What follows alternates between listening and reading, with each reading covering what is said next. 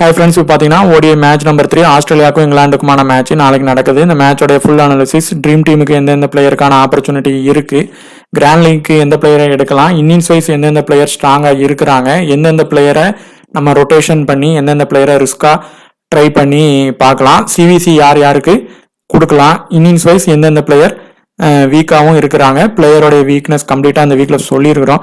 So வீடியோவை skip பண்ணாமல் பாருங்கள். இந்த மேட்சோடைய பிச் ரிப்போர்ட் அண்ட் ப்ராக்ரஸ் எந்தெந்த மாதிரி இருந்திருக்கு அப்படிங்கிறதையும் இதே வீடியோவில் சொல்லியிருக்கிறோம்.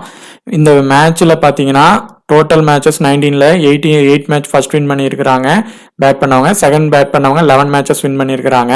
அதே மாதிரி பிலோ ஸ்கோர் 200ம் பார்த்தீங்கன்னா 5 டைம்ஸ் ஆயிருக்கு. அதே மாதிரி 200 to 249 2 டைம்ஸும், 250 to 229 17 டைம்ஸும், 300 above 5 டைம்ஸும் ஆயிருக்கிறாங்க. ஆவரேஜ் ஸ்கோராக இப்போ நடந்த டொமஸ்டிக் மேட்சஸில் பார்த்தீங்கன்னா ஒரு 250 வரைக்கும் 260 வரைக்கும் வந்திருக்குது. ஸ்ரீலங்கா வந்து 338 ரன்ஸ் அடிச்சிருக்கிறாங்க ஹை ஸ்கோரா. லோ ஸ்கோர் பார்த்தீங்கன்னா இங்கிலாந்து 99 ரன்ஸுக்கு ஆல் அவுட் ஆயிருக்காங்க.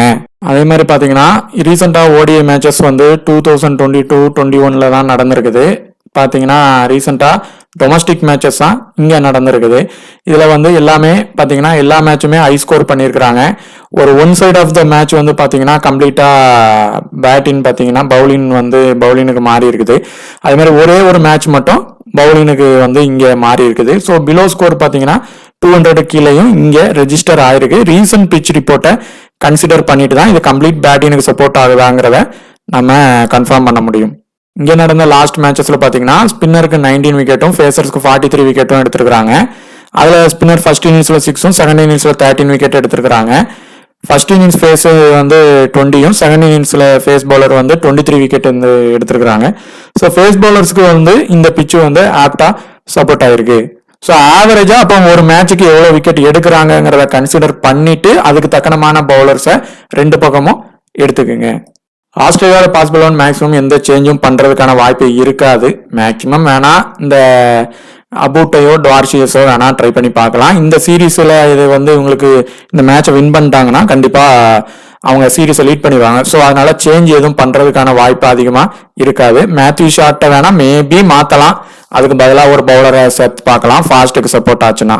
இப்போ பார்த்தீங்கன்னா இங்கிலாந்து வந்து ஒரு கம்ப்ளீட்டாக ஒரு நியூ சைடு வச்சு இப்போ இது பண்ணிட்டு இருக்கிறாங்க. ஸோ நியூ பிளேயர்ஸ் வந்து பவுலிங் வந்து கொஞ்சம் கம்மியாக பண்ணுறதுனால பேட்ஸ்மேன்கள் வந்து அவங்க ஈஸியாக அடிச்சிடுறாங்க. ஸோ அதனாலேயே அவங்க பேட்ஸ்மேன்கள் நல்லா பண்ணிடுறாங்க, இவங்க பேட்ஸ்மேனும் ஸ்கோர் பண்ண ஸ்ட்ரகிள் பண்ணுறாங்க. ஸோ 1 or 2 சேஞ்சஸ் பண்ணலாம். மேபி கொஞ்சம் ஆர்ச்சரை உள்ளே திரும்ப கொண்டு வர ட்ரை பண்ணுவாங்க. பேட்டிங்கில் மேக்ஸிமம் சேஞ்ச் இருக்காது, யாராவது 1 or 2 சேஞ்சஸ் இருக்கலாம். பவுலிங்கில் வேணால் சேஞ்ச் இருக்க வாய்ப்பு இருக்குது. ஹெட் டு ஹெட் பொறுத்தவரை 158 மேட்சஸில் 90 மேட்சஸ் ஆஸ்திரேலியா வின் பண்ணிட்டாங்க, 63 லாஸ் ஆகிருக்கிறாங்க. சில மேட்சஸ் வந்து நடக்காமலும் இங்கே ஆயிருக்குது. அதே மாதிரி பார்த்தீங்கன்னா இவங்க வந்து 63 மேட்சஸ் வின் பண்ணி 90 மேட்சஸ் வந்து லாஸ் ஆகிருக்கிறாங்க இங்கிலாந்து. ஸோ இந்த வென்யூவில் பொறுத்தவரை இங்கிலாந்து வந்து ஒரு வின்னிங் வந்து 3 மேட்சஸில் 2 மேட்சஸ் வின் பண்ணியிருக்கிறாங்க. ஆஸ்திரேலியா ஒரு மேட்ச் பிளே பண்ணி ஒரு மேட்சும் வின் பண்ணிட்டாங்க. பார்த்தீங்கன்னா ஆஸ்திரேலியாவுக்கும் இங்கிலாந்துக்குமான இந்த மேட்ச் தேர்ட் ஒன் டே. இந்த மேட்சோடைய ஃபர்ஸ்ட் பிச் ரிப்போர்ட் இதில் 2 பேருக்கும் இந்த வென்யூ பார்த்தீங்கன்னா கிட்டத்தட்ட ஒரு நியூ பிச் மாதிரி தான். ரொம்ப இப்போ உள்ள பிளேயர்ஸ் வந்து விளையாடலை. இதுக்கு முன்னாடி இருந்த ஆஸ்திரேலியன் இங்கிலாந்து பிளேயர்ஸ் தான் ப்ளே பண்ணியிருக்கிறாங்க. பிச் ரிப்போர்ட் பொறுத்தவரை ஒரு இது வரைக்கும் விளையாண்டு கொஞ்சம் இயர் ஆயிடுச்சு. 2022 அந்த டைம் ப்ளே பண்ணியிருக்கிறாங்க. ஒரு டீசன்ட் ஸ்கோர் வந்திருக்கு, ஹை ஸ்கோராக 300 அந்த மாதிரியும் பண்ணியிருக்கிறாங்க. மேக்ஸிமம் ஒரு ஒன் சைடு வந்து பார்த்தீங்கன்னா கொஞ்சம் ஸ்கோர் லோவாகவும் ஆகிறதுக்கான வாய்ப்பு இருந்திருக்கு ஸ்பின் ஒர்க் ஆகிற கண்டிஷனில். இது ஒரு டைப்பு. ஆனால் ரீசெண்டாக நடந்த அந்த லிஸ்டியே, அதாவது டொமஸ்டிக் மேட்சஸில் பார்த்தீங்கன்னா என்ன மாதிரி ஆயிருக்கு அப்படின்னா ஒரு ஆவரேஜாக ஒரு 250 to 260 வரைக்கும் ஸ்கோர் பண்ணியிருக்கிறாங்க. மேக்ஸிமம் பார்த்தீங்கன்னா ஒரு 2 மேட்சஸில் 2 to 3 மேட்சஸில் பார்த்தீங்கன்னா ஒரு ஃபேஸ் பவுலர்ஸ் 24 விக்கெட்டும், ஸ்பின் பவுலர்ஸ் வந்து ஃபேஸ் பவுலர்ஸ் 24 விக்கெட்டும், ஸ்பின்னர் வந்து ஒரு 23 விக்கெட்டும் அந்த டொமஸ்டிக் மேட்சஸில் எடுத்திருக்கிறாங்க. ஸ்பின்னர் வந்து ஒரு 23 விக்கெட் மேக்ஸிமம். அதில் பார்த்தீங்கன்னா ஃபேசர்ஸ் வந்து ஃபர்ஸ்ட் இன்னிங்ஸ் போடுறப்போ நல்லா போட்டிருக்கிறாங்க. செகண்ட் இன்னிங்ஸில் விக்கெட் ஃபால் கொஞ்சம் கம்மியாக இருக்குது. ஸ்பின்னர்ஸ் பொறுத்தவரை போத் இன்னிங்ஸும் அந்த நடந்த ஒரு டொமஸ்டிக் மேட்சஸில் ரீசெண்டாக அதில் போட்டிருக்கிறாங்க. ஒன்டேயை பொறுத்தவரை ஃபாஸ்ட் பவுலர் தான் இந்த பிச்சில் நல்லா போட்டிருக்கிறாங்க. ஸ்பின்னர் செகண்ட் இன்னிங்ஸில் தான் பண்ணியிருக்கிறாங்க. இங்கே நடந்த ஒன்டே மேட்ச் பொறுத்தவரை பவர் பிளே ப்ராக்ரஸ் எந்தெந்த மாதிரி இருந்திருக்கு அப்படின்னு பார்த்தீங்கன்னா, பவர் பிளே ப்ராக்ரஸில் ஃபர்ஸ்ட் இன்னிங்ஸ் பொறுத்தவரை மேக்ஸிமம் பார்த்தீங்கன்னா ஆவரேஜாக ஒரு இப்போ ஆஸ்திரேலியா ஃபர்ஸ்ட் பேட்டிங் பிடிக்கிறாங்கன்னா மேக்ஸிமம் 1 விக்கெட் விழுறதுக்கு தான் வாய்ப்பு இருக்குது. இல்லைனா விக்கெட் இல்லாமல் அவங்க பண்ணிடுவாங்க பேட்டினுக்கு சப்போர்ட் கம்ப்ளீட்டாக ஆச்சுன்னா. ஆனால் செகண்ட் இன்னிங்ஸை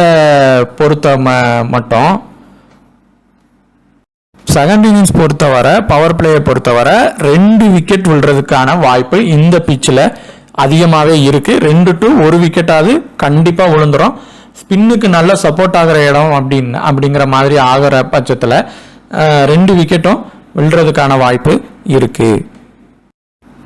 இந்த மேட்சோடைய high percentage captain and high percentage vice captain.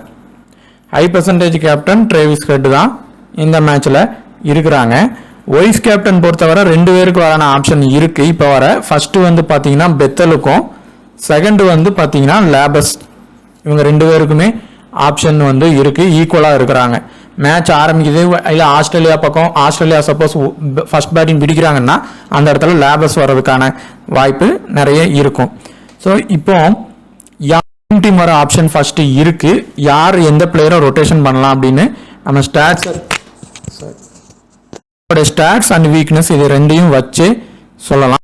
மேட்சை பொறுத்தவரை பேசர்ஸ்லாம் நிறைய விக்கெட்ஸ் வந்து எடுத்திருக்கிறாங்க. இப்போ சாம்பாவை பார்த்தீங்கன்னா இவங்க கூட நல்லா தான் பண்ணியிருக்கிறாங்க. செகண்ட் இன்னிங்ஸ் பண்ணால் நீங்கள் ட்ரை பண்ணலாம், இல்லைன்னா அவர் அந்த இடத்துல லீவ் பண்ணி கூட பார்க்கலாம். ஆனால் செகண்ட் இன்னிங்ஸ் பண்ணால் நீங்கள் மஸ்டாக எடுத்துடலாம் இந்த கேட்டகரியில இருந்து. ட்ரேவிஸ் ஹெட் பொறுத்தவரை எப்படின்னா அவர் செகண்ட் இன்னிங்ஸ் சேசிங் பண்ணுறப்போ மேக்ஸிமம் அவர் வந்து ஓரளவு நிதானமாக ப்ளே பண்ணுவார். ஆனால் ஃபர்ஸ்ட் இன்னிங்ஸ் பண்ணுறாருன்னா ரொம்ப வேகமாக அடிக்கிறன்ட்டு சில டைம் ஹிட் ஆகி அவுட் ஆகிருப்பார். அது வந்து நிறைய மேட்ச்சில் நடக்கும். ஸோ இப்போ வந்து பார்த்தீங்கன்னா அவர் ஒன்று மிஸ் ஹிட் ஆகி ஃபர்ஸ்ட் இன்னிங்ஸ் பண்ணும்போது அவுட் ஆகி வெளியே போயிடுவார். இது வந்து ஒன்று இல்லை அப்படின்னா அவர் ஒரு ட்ரீம் டீம் அளவுக்காவது வருவார், கொஞ்சமாவது வருவார் ஃபர்ஸ்ட் இன்னிங்ஸ் பண்ணால். ஏது செகண்ட் இன்னிங்ஸ் பண்ணாங்கன்னா கண்டிப்பாக நல்ல ஒரு பாயிண்ட்டை அவர் பண்ணுவார். இப்போ அந்த பால்ஸ்க்கு தக்கணும் தான் அவர் அடிக்கவே செய்வார். ஸோ ஃபர்ஸ்ட் இன்னிங்ஸ் பண்ணாங்கன்னா ஒரு 10 டீம் போட்டிங்கன்னா ஒரு 6 டீமில் எடுத்துக்கிங்க, 4 டீமில் விட்டுக்குங்க.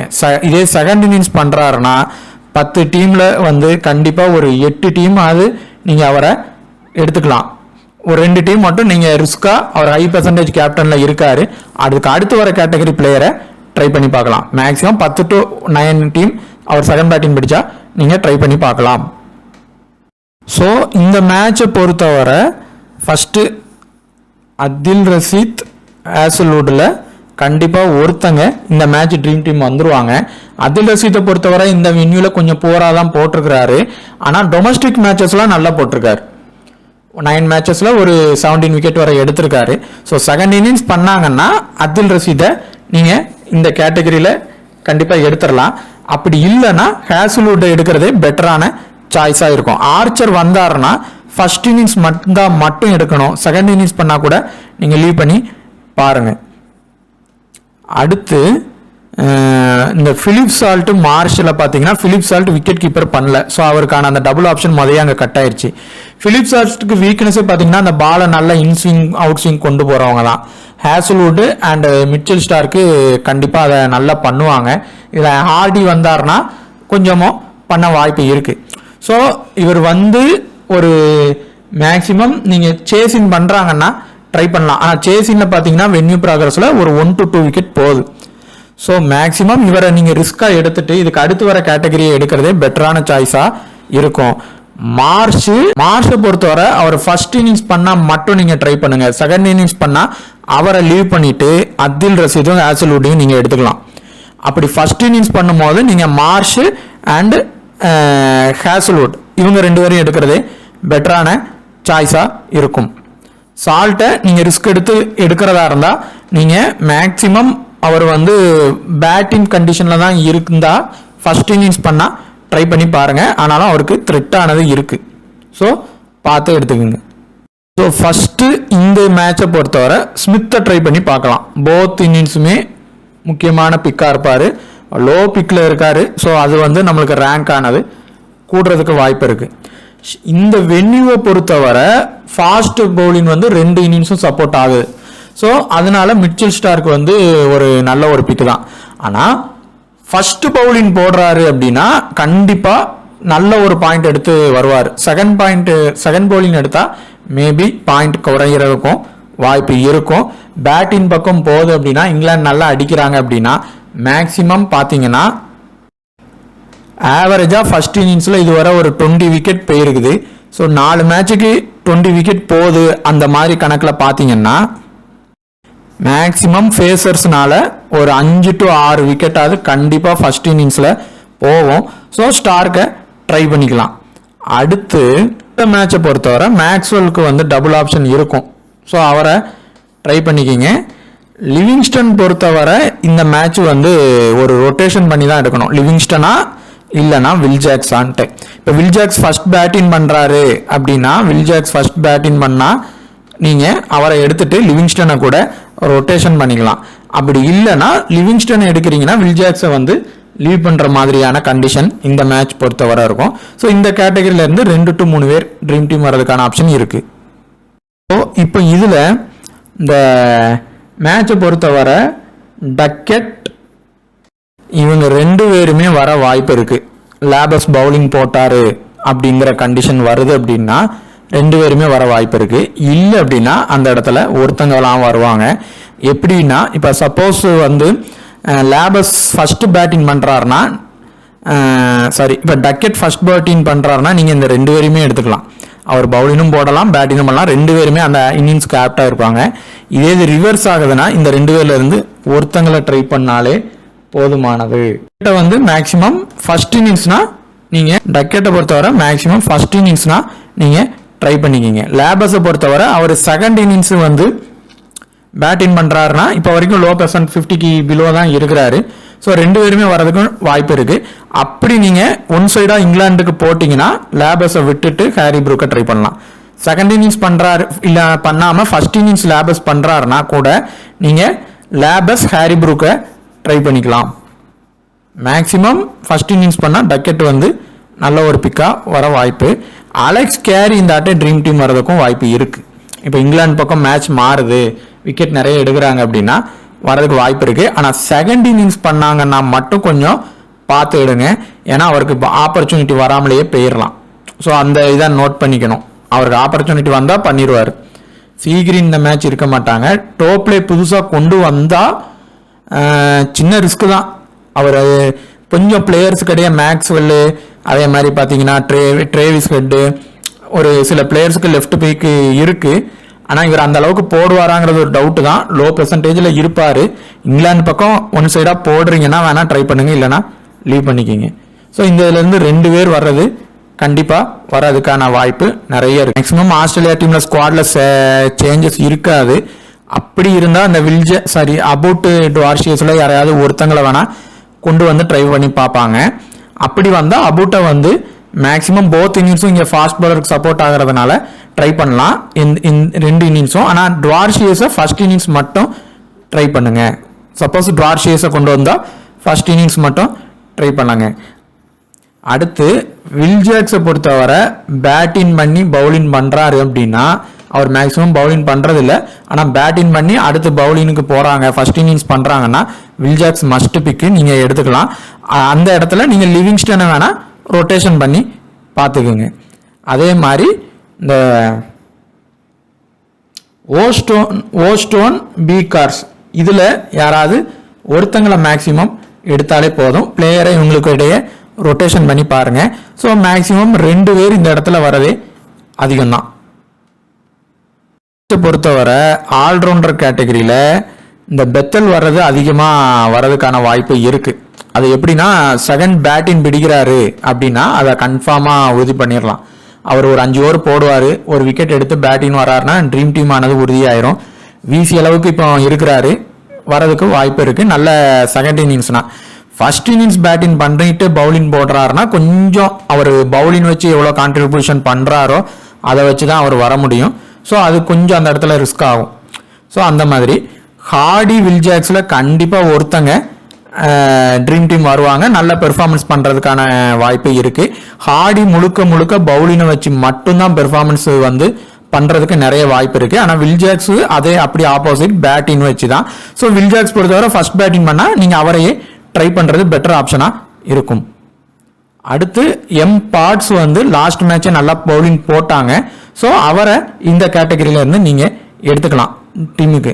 இப்போ நீங்கள் பிலிப் சால்ட்டை வந்து அவருக்கு இந்த ஸ்டார்க்கு, ஆஸ்லுவுட் கொஞ்சம் வீக்னஸ் இருக்குது.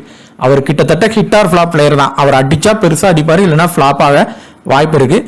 ஸோ அந்த மாதிரி இடத்துல நீங்கள் ஜேமி ஸ்மித்தை எடுக்கலாம், விக்கெட் கீப்பர் பண்ணுவார். ஸோ உங்களுக்கு ட்ரீம் டீம் வர்றதுக்கான ஆப்ஷன் இருக்கும். ஸோ இப்போ எந்த மாதிரி இந்த ட்ரீம் டீம் ஃபர்ஸ்ட் வரும் அப்படின்னா, இப்போ இவங்க Jamie Smith, Mitchell, shot, parts இருக்கிறாங்கன்னா இந்த 3 பேர்ல இருந்து கண்டிப்பாக ஒருத்தங்க ட்ரீம் டீம் வந்தே தீருவாங்க. இதில் மேக்சிமம் யாரெல்லாம் வருவாங்க அப்படின்னு பார்த்தீங்கன்னா, இந்த ஷாட்டு, பெத்தல்ல இருந்து ஒருத்தங்களை நீங்கள் ட்ரை பண்ணிக்கலாம், நம்ம இன்னிங்ஸ் வைஸ் சொன்ன மாதிரி. ஸோ அதுக்கு அடுத்து பார்த்தீங்கன்னா பார்ட்ஸ் வர்றதுக்கான வாய்ப்பு நிறைய இருக்கு. ஒன்று. அடுத்து ஜேமி ஸ்மித்து. ஸோ இந்த ஸ்பாட்டு, ஜே ஸ்மித்து 2 பேரை கூட நீங்கள் இங்கே ட்ரை பண்ணி பார்க்கலாம். ஸோ ஜேமி ஸ்மித் மிடில் ஆர்டரில் வருவார். ஸோ அடிக்க வாய்ப்பு இருக்கும். ஷாட்டுக்கு என்ன வீக்னஸ்னா, அவருக்கு வந்து கொஞ்சம் இன்ஸ்விங் ப்ராப்ளமும் அவருக்கும் உண்டு, ஆனால் பவுலிங் கொடுக்கறது இல்லை. ஸோ அதை நோட் பண்ணிக்கிங்க, இவர் பவுலிங் போடுவார். ஸோ இந்த 2 பேர்லேருந்து ஒருத்தங்களை எடுக்கிறது சேஃப் பிக்காக இருக்கலாம். அதே மாதிரி இந்த 3 பேர் மிச்சல் ஷாட்டு, ஜேம்ஸ் ஸ்மித், பார்ட்ஸில் ஃபர்ஸ்ட் ப்ரிஃபரன்ஸ் இவரை எடுக்கலாம். அதே மாதிரி இவரை எடுக்கிறதுக்கும் இவரும் வரதுக்கான வாய்ப்பு இந்த மேட்சை பொறுத்தவரை இருக்கு. செகண்ட் அதாவது பேட்டிங் மிடில் ஆர்டரில் வராரு, உங்களுக்கு விக்கெட் கீப்பர் இவர் தான் பண்ணுறாரு. ஸோ வாய்ப்பும் இருக்கு. இந்த 2 பேரும் ஹார்டி, ஜாக்ஸில் ஒருத்தங்களை ட்ரை பண்ணுறது பெட்டரான ஆப்ஷன். இல்லைன்னா 2 பேருமே ட்ரை பண்ணலாம். அந்த இன்னிங்ஸ் வைஸ் இப்போ அவர் ஃபர்ஸ்ட் வில்ஜாக்ஸ் பேட்டிங் பிடிக்கிறாரு அப்படின்னா 2 பேருமே ட்ரை பண்ணிக்கலாம். சிவிசி யாருக்கு கொடுக்கலாம் அப்படின்னு பார்த்தீங்கன்னா, ரிஸ்கா கிராண்ட் லீக்கு பிளே பண்ணுறீங்கன்னா போத் இன்னிங்ஸுக்குமே ஸ்மித்துக்கு ட்ரை பண்ணலாம். ஸ்டார்க்கு ரிஸ்க்கு தான், கொஞ்சம் பார்த்துக்கலாம். மேக்ஸ்வெல் ஓவர் எவ்வளோ போடுறாரோ அதுக்கு தக்கனமாக தான் வீசி வருவார். கண்டிப்பாக பவுலிங் போட்டு பேட்டிங் பண்ணுறாருன்னா ஓரளவு வரதுக்கான வாய்ப்பு அவருக்கு சின்னதாக தான் இருக்கும். ஆனால் ஸ்மித்துக்கு கொடுக்கும்போது மேக்ஸ்வெல் கொடுக்காதீங்க, அப்படி வரமாட்டாங்க. ஸோ ஸ்மித்து வரதுக்கான இதுதான் இந்த கேட்டகரியில் அதிகமாக இருக்குது. அதே மாதிரி இந்த மேட்சை பொறுத்தவரை ஸ்டார்க் ஃபர்ஸ்ட் பேட்டிங் பண்ணால் மட்டும் நீங்கள் சிவிசி ஆப்ஷன் வைக்கலாம். இல்லைன்னா நீங்கள் பிளேயராக அவரை டீமில் நீங்கள் எடுத்தால் போதும். ஸ்டார்க்கு,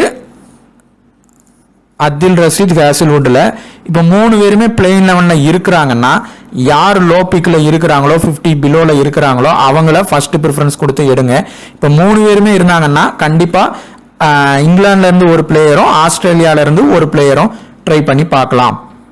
அதில் மிச்சல் மார்ஷ்னா ஃபர்ஸ்ட் ட்ரை பண்ணலாம். அப்படி அவர் பண்ணலைன்னா ஹேசல்வுட்டையும் அப்துல் ரஷீதையும் எடுக்கிறதே பெட்டரான ஆப்ஷனாக இருக்கும்.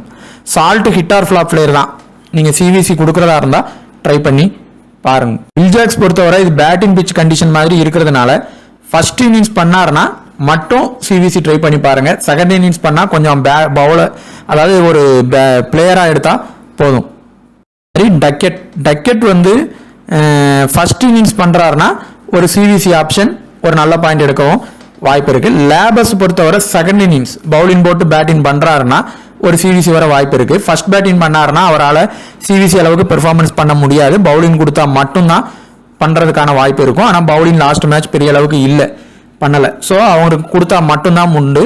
இதுவும் ஃபாஸ்ட் பிச்சுனால பண்ண மாட்டாங்க மேக்சிமம். இவரோட ஹார்டியோட பிக்கு லோவாக தான் இருக்கு. மேக்சிமம் செகண்ட் பவுலிங் போடுறாருன்னா ஒரு சிவிசி அளவுக்கு வேணா ட்ரை பண்ணி பார்க்கலாம். ஆனால் ரிஸ்க் பிக்கு தான். இதுதான் பெத்தலுக்கு இந்த மேட்ச் ட்ரை பண்ணுங்க. அவர் பவுலிங் போட்டு பேட்டிங் பண்ண போறாருன்னா கண்டிப்பா சிவிசி அளவுக்கு வரதுக்கான வாய்ப்பு இருக்கு. அப்படி இல்லைனாலும் கண்டிப்பா நல்ல ஒரு பாயிண்ட்ஸ் எடுக்கிறதுக்கு இந்த மேட்சுக்கு வாய்ப்பு அவருக்கு இருக்கும். ட்ரேவிஸ் ஹெட் பொறுத்தவரை அவர் மேக்சிமம் செகண்ட் இன்னிங்ஸ் பண்ணால் சிவிசி கொடுக்கறதே ஒரு பெட்டரான சான்ஸாக இருக்கும். ஃபர்ஸ்ட் இன்னிங்ஸ் பண்ணுறாருன்னா நம்ம சொன்ன மாதிரி 10 டீம் போடுறீங்கன்னா அதில் ஒரு 6 டீம் எடுங்க, 4 டீம் லீவ் பண்ணியே பாருங்கள்.